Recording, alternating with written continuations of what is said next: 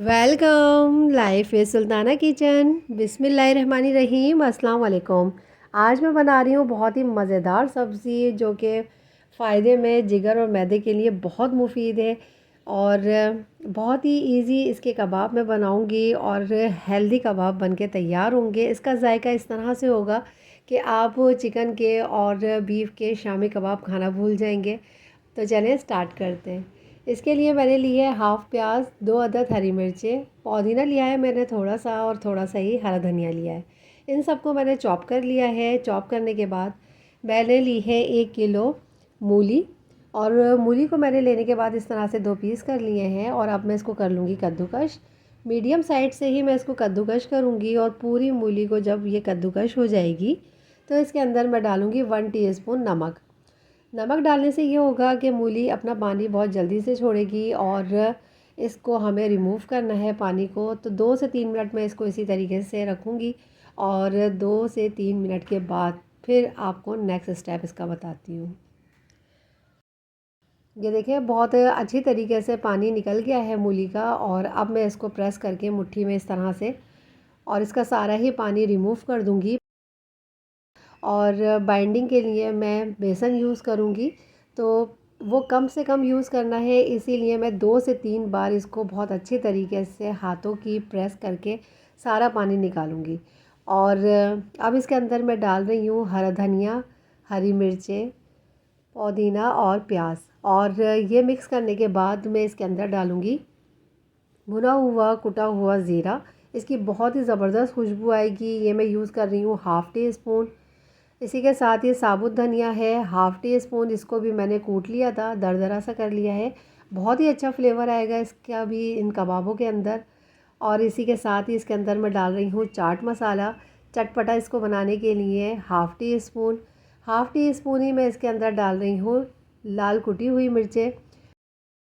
इन सारे मसालों के साथ मैं इसके अंदर डालूँगी अजवाइन मैंने हाफ़ टी स्पून ही ली है और इसको हाथों की मदद से इस तरह मसलते हुए मैं डाल रही हूँ।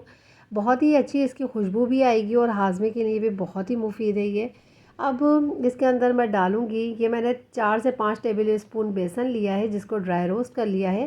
थोड़ा थोड़ा करके मैं इसके अंदर शामिल करूँगी और मैंने इसको बहुत अच्छी तरीके से मूली को रिमूव किया था पानी, तो इसके अंदर बहुत ही कम ये बेसन जाएगा और मूली का अपना टेस्ट बहुत अच्छा आएगा। ये देखें इस तरह से इसको मैं मिक्स करूँगी और मिक्स करने के बाद और इसको एक टाइट सा डो बना लेती हूँ।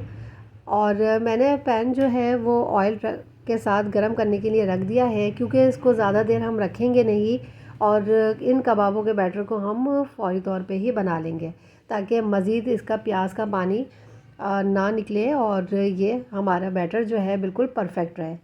इस तरह से शेप दूंगी मैं कबाब की और इसको एक अंडा फेंटने के बाद उस अंडे से इसको कोट करूंगी और इसको फिर मैं जिस तरह हम शामी कबाब तलते हैं सेम इसी तरीके से इसको मैं फ्राई करूंगी। बहुत ही ज़बरदस्त और बहुत ही खूबसूरत कलर इसके ऊपर आएगा। जायके में ये बहुत ही लाजवाब होंगे और आप जब ये बनाएंगे और किसी को अगर आपने नहीं बताया कि ये मूली के कबाब हैं तो किसी को भी पता नहीं चलेगा कि ये मूली के कबाब खा रहे हैं या चिकन के कबाब। बहुत ही ज़बरदस्त टेस्ट के साथ बहुत ही मज़ेदार ये कबाब बन के तैयार होते हैं, झटपट से तैयार हो गए। और ये देखें इसके ऊपर जब एक तरफ खूबसूरत सा कलर आ जाएगा नीचे तो फिर मैं इसको पलटूँगी और पलटने के बाद इसको दूसरी साइड से भी बहुत ही अच्छा सा कलर आने तक फ्राई करूँगी। तमाम कबाबों को मैं इसी तरीके से फ्राई करूँगी और यकीनन आप लोगों को मेरी ये वीडियो बहुत पसंद आएगी। ये रेसिपी ज़रूर ट्राई कीजिएगा और बहुत ज़्यादा ये पसंद की जाती है हमारे घर में भी। और ये देखें बहुत ही खूबसूरत कलर आ गया है। सारे कबाबों को मैं इसी तरह फ्राई करके निकाल लेती हूँ और आपको फिर इन कबाबों की फ़ाइनल लुक दिखाऊंगी। वीडियो को लाइक शेयर और सब्सक्राइब करना मत भूलिएगा और मुझे बताइएगा कमेंट्स में कि आपको मेरी ये रेसिपी कैसी लगी।